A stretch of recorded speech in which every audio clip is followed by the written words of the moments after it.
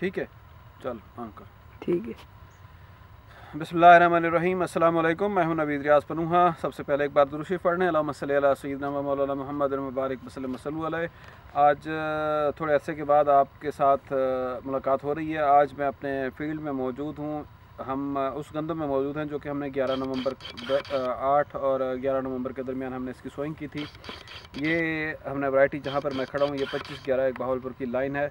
हमने ये वैरायटी लगाई थी। उस वक्त जो हमने तरीक़ाकार काश्त किया था सोइंग का, हमारी ड्रिल थी 4 इंच की ड्रिल से मैंने काश्त की थी। 23 कोड थे और 8 फुट के जो ड्रिल का फ्रेम था उसमें 23 लाइनें थी, तो ये एग्जैक्ट 4 इंच ही बनता है। तो 4 इंच में हमने उस वक्त सीड रेट जो होना चाहिए था वो मैंने उससे थोड़ा सा ज़्यादा रखा था। हमने इसको तकरीबन अराउंड 60 kg पर इसको ड्रिल किया था। जब हमने ड्रिल की थी उसके बाद जब पौधे इसके जर्मिनेट हुए थे, पिछली वीडियो में शायद आपको याद होगा कि उस वक्त 30 थे एक जगह पर 42 थे। तो ये 30 और 40 के दरमियान इसके जो जर्मिनेटेड प्लांट्स पर स्क्वायर फिट थे, पर मुरब्बा फुट थे। मैं आपसे हमेशा से यही बात कर रहा हूँ इस सीज़न में गंदम के साथ कि वीट विद नवीद में हम गंदम को एक पूरी प्रॉपर प्रोडक्शन टेक्नोलॉजी के साथ लेकर चलेंगे। उसमें यह था कि जी हम मुरब्बा फुट पर पौधों की बात करेंगे शुरू से। तो मेरे जर्मिनेटेड प्लांट्स इतने थे। अब आज यहाँ पर हम काउंट करते हैं कि अब हमारी क्या पोजीशन है और हमारे यहाँ पर पौधे कितने हैं। एक बात आपको बता दूं कि ये वाला जो फील्ड है जहाँ पर मैं मौजूद हूँ, हमने इसको टारगेट किया हुआ है। मेरा इसमें सिर्फ एक मैं जिस एक एकड़ में मौजूद हूँ, यहाँ पर मैं 4 कनाल को मैयर करके उसमें मेरा टारगेट होगा तकरीबन 100 मन का। 100 मन को मैं टारगेट करूँगा इंशाल्लाह ताला। अब उसमें अल्लाह ताला की रहमत और रज़ामंदी जितना शामिल होगी उसमें फिर ये है कि जो मैंने चीज़ें शेड्यूल की थी उसमें मेरी ये पहले से जो मैंने प्रोडक्शन टेक्नोलॉजी लिखी थी उसमें पहले से ही ये था कि जी हमने इसको 4 इंच वाली ड्रिल पे काश्त करना है। मुझे 1 मुरब्बा फुट में जर्मिनेशन के वक्त 25 से 30 पौधे चाहिए थे। मैंने सोइंग टाइम पर इसको 1 बोरी ड्रिल दी थी और फिर पहले पानी पर अब से तकरीबन 10 दिन पहले इसको पहला पानी लगा है। जब ये गंदम तकरीबन अब इसकी उम्र है तकरीबन 40 दिन की है, तो हमने इसको 24 से 25 दिन के वक्त इसको पानी लगाया था। तो हमने उस वक्त इसको तकरीबन ये 2 हफ्ते ही बनते हैं जब हम इसको पानी लगा चुके हैं। तो ये भरपूर वतर में है ज़मीन। अब बीच में एक बारिश भी हो गई थी पिछले हफ्ते, उस वजह से ज़रा वतर इसका लेट आया। हमने इसको पहले पानी पर एक DAP डाली थी और हमारी ज़मीन दरिया चनाब का बेल्ट है, बहुत अच्छा मेरा है। हमने यहाँ पर ये देखा हुआ है कि जब हमने नाइट्रोफास्ट डाली तो हमें नाइट्रोफास्ट चाहे किसी भी कंपनी की डालें, हमें उससे इतने अच्छे रिज़ल्ट नहीं मिले जितने हमें ये DAP से अच्छे मिले। तो हमारी प्रेफरेंस, हमारे लोकल फार्मर की प्रेफरेंस यही चल रही होती है कि हम पहले पानी पर DAP प्लस उसके साथ 1 बोरी यूरिया। DAP मैंने पहले पानी से पहले छट्टा किया था, फिर हमने इसको यूरिया दी थी वतर में। यूरिया मतलब 3 से 4 दिनों के बाद जैसे ज़मीन वतर आई तो हमने इसको यूरिया का छट्टा किया था। वो भी मेरी प्रेफरेंस ये होती है कि हम असर के वक्त जब शाम को छटा करते हैं तो वो फौरी तौर पर अब्ज़ॉर्ब हो जाए और फिर ऊपर जो रात की शबनम ड्यू पड़ती है उससे ये उसमें ज़मीन में हल पजीर हो जाए। तो यूरिया की बेस्ट एफिशिएंसी हमारी तब होती है। तो अब तक जो मैंने आपको बताया हम ये कर चुके हैं। मैंने इसमें जो फास्फोरस डाली है मेरी तकरीबन इसमें 40 किलो मतलब हमने 2 बोरी DAP डाली हैं। तो DAP में 46% होती है 1 बोरी में फास्फोरस। तो हम 2 बोरी डाल चुके हैं, तो हम 46 किलो इसमें फास्फोरस डाल चुके हैं। अब मुझे इसका 1.5 चाहिए नाइट्रोजन, तो 46 का बनता है तकरीबन 69 किलो इसमें नाइट्रोजन डालनी है। तो नाइट्रोजन अब जो मैंने DAP डाली है उसमें से मुझे 18 किलो 9 किलो मुझे मिल गई। जो हमने फास्फोरस डाली है, सॉरी DAP डाली है, उसमें से 9 किलो मुझे मिल गई, वहाँ पर नाइट्रोजन मिली। अब 1 बोरी मैंने यूरिया की छिड़काव की है तो 23 किलो मुझे वहाँ मिली है।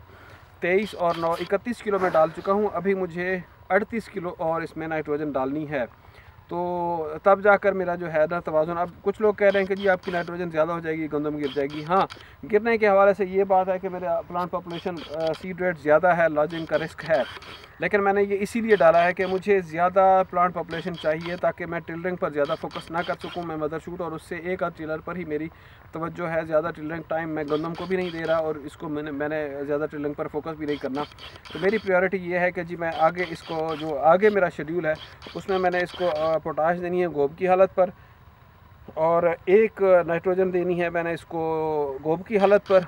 और जो मेरी 38 किलो मेरी नाइट्रोजन रिमेनिंग है तो उसको मैंने करना है कि एक तकरीबन वो 1.5 से पौने 2 बोरी बनती है, एक मैं दूंगा इसको नाइट्रोजन गोब की हालत पर, और फिर मैं शेड्यूल करूंगा आखिरी वाली जो है ना, वो जब सिट्टा निकल चुका होगा, जब दाना भरने के मरहले पर गंदम होगी, तो मतलब ये दो तीन चीज़ें हैं जो कि लाजिंग की तरफ जो फार्मर कह रहा है कि फेवर कर रही है। नाइट्रोजन मैं इसलिए दे रहा हूँ कि मैं जितनी फास्फोरस डाल चुका हूँ उतनी मुझे फास्फोरस से जो रिसर्च कहती है, जितनी फास्फोरस डाली है उतनी मैंने नाइट्रोजन डालनी है, मैं उससे ज़्यादा नहीं जा रहा। हाँ, अगर आपने 1 DAP डाली होती या आपकी अगर फास्फोरस कम होती, मैं 40 किलो डाल चुका हूँ, आपकी 23 किलो होती, तो फिर आपको जो ख़तरात होते हैं वो ज़्यादा होते। इस पर मुझे सिर्फ ये है कि मैंने सीड रेट ज़्यादा रखा है, वो भी इसीलिए कि मेरी 4 इंच की है। आप जो कन्वेंशनली 7 इंच या 9 इंच में कर रहे होते हैं, 7 इंच या 9 इंच वाली में मतलब हर एक रो के दरमियान आप दूसरी रो डाल रहे हैं, तो इसीलिए आप 7 इंच या 9 इंच पर जो आप कर रहे होते हैं ड्रिल, उसमें एक लाइन में जितने दाने डाल रहे होते हैं, अब आपने जब लाइनें 2 की तो इसका मतलब आधे दाने आपने उठाकर दूसरी लाइन में डाल दिए, तो सीड रेट इसीलिए ज़्यादा रखा जाता है। अगर आप फिर इसमें भी आप 40 किलो पर ड्रिल करें तो मेरे हिसाब से सीड की जो यकसानियत है ना, फिर मैंने देखा है, एक मेरा फील्ड है जो मैंने 23 अक्टूबर को काश्त की थी, उसमें मैंने देखा है कि जहाँ हमने सीड रेट 45 से 50 किलो रखा था उस वक्त, उसमें मुझे तकरीबन 6 से 9 इंच के इतना, या फिर एक गेट की मतलब कहीं पर वो मुझे स्मूथनेस चाहिए थी ना, गंदम की जो पैरेलल चाहिए थी मुझे, वो जो बिल्कुल एक यकसानियत चाहिए थी, वो उस सीड रेट में, उसमें ये एक चीज़ आ जाती है कि आपकी या तो ड्रिल एफिशिएंट नहीं है, उसमें ये भी कसूर था। तो इसीलिए मेरी अभी जो मुझे जो सोशल मीडिया पर जो मैंने इसकी तस्वीरें शेयर की हैं, जो मुझे बताया जा रहा है कि जी आप लॉजिंग को फेवर कर रहे हैं, हाँ वो इसीलिए कि सीड रेट थोड़ा सा ज़्यादा है, आगे नाइट्रोजन डालनी है मैंने, लेकिन उसको मैं आखिर में आपसे डिस्कस करूँगा कि हम लॉजिंग को कैसे कंट्रोल करेंगे। अभी हम कैलकुलेट करते हैं कि इसमें हमारे प्लांट्स पर स्क्वायर फिट, 1 मुरबा फुट में हमारे पास अब तक कितने पौधे आ चुके हैं। मेरा टारगेट है 50 पौधे फ़ी मुरबा फुट, तो वो मैं आपको बाद में बताऊंगा अगले वीडियोस में कि जी मुझे 50 पौधे क्यों चाहिए, मुझे उसमें दाने कितने चाहिए, उसमें मुझे क्या चाहिए। तो अभी हम काउंट कर लेते हैं कि हम टारगेट में कहाँ तक पहुँचे हुए हैं। ये मेरा फील्ड है, अभी ये मैंने एक स्टिक ली हुई है, ये हम यहाँ पर बैठ कर ना कैलकुलेट करते हैं, ये 1 फुट की है, तो इसमें ये देख लें कि जी 3 लाइनें बनती हैं तकरीबन, ये 1, 2 और 3, ये 3 लाइनें ही 1 फुट की बन जाती हैं, क्योंकि ये 4 इंच पर है तो ऑलमोस्ट 3 ही बनती हैं जो 1 फुट के अंदर आ जाती हैं। सिर्फ हम ये कैलकुलेट करते हैं कि हमारा ये 1 फुट का मैंने यहाँ से मार्क किया और यहाँ तक ये 1 फुट बन गया। अब इसमें कितने लाइनें हैं ये हम देख लेते हैं, ये आ गया इधर, इसके पैरेलल हमारा ये 1 फुट यहाँ भी बन गया, ये चीज़ यहाँ तक।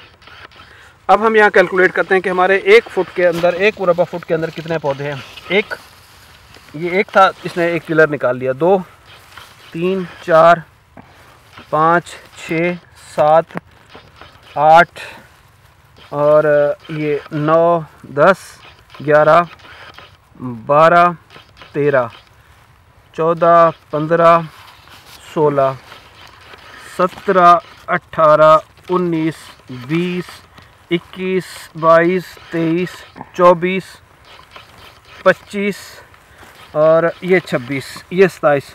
इस 1 फुट की लाइन के अंदर मेरे पास 1 फुट में यहाँ पर 27 पौधे हैं। अब अगली लाइन में आते हैं, यहाँ तक हमने देख लिया 27, 28, 29, 30, ये 1, 31, 32, 33, 34, 35, 36, 37, 38, 39, 40, 41, 42, 41, ये इसमें कम है, इसमें 26 से इसमें यहाँ तक हम आ गए 41 में, 26 मतलब यहाँ पर आ गए हमारे 15, तो यहाँ पर कम है। क्यों? ये बनी है बीज वाली जो कुड़ वाली ड्रिल में, ये प्रॉब्लम है। 41, अब हम आ गए यहाँ पर, ये जी 42, 43, 44 और 45, 46, 47, 48, 49, 50, 51, 52, 53, 54, 55, 56 और 57, 58, 59, 60, 61, 62, 63, 64, 65, 67।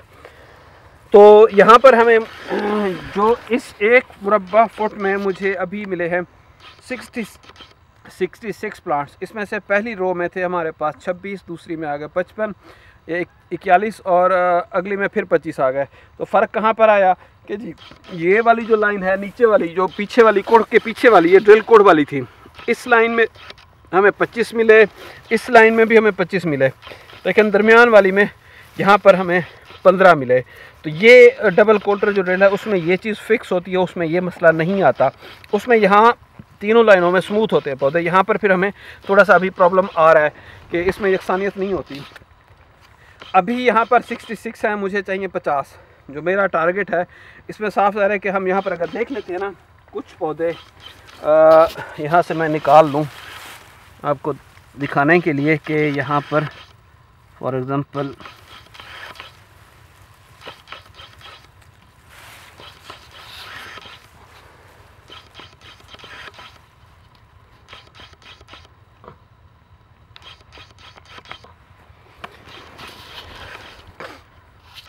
अब मसला ये आ रहा है कि जो हमने काउंट किया ना उसमें ये देखें, ये वाले हेल्दी टिलर्स हैं, ये मदर शूट है, ये इसका पहला टिलर है, ये इसका दूसरा टिलर है।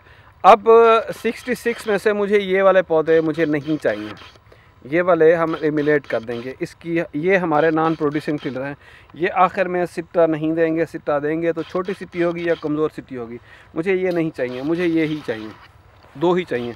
तो इस तरह मुझे अगर मैं इस तरह की इसकी थिनिंग करूँ तो तब जाकर ना ये जो बाद वाले टिलर्स हैं जितने भी कमज़ोर टिलर्स हैं ये नॉन प्रोड्यूसिंग टिलर्स होते हैं, ये आखिर में पैदावार नहीं देंगे, ये हमें ये तूड़ी में ही काम आते हैं। ये वाला देख लें, ये इसके अंदर से इमर्ज हो रहा है।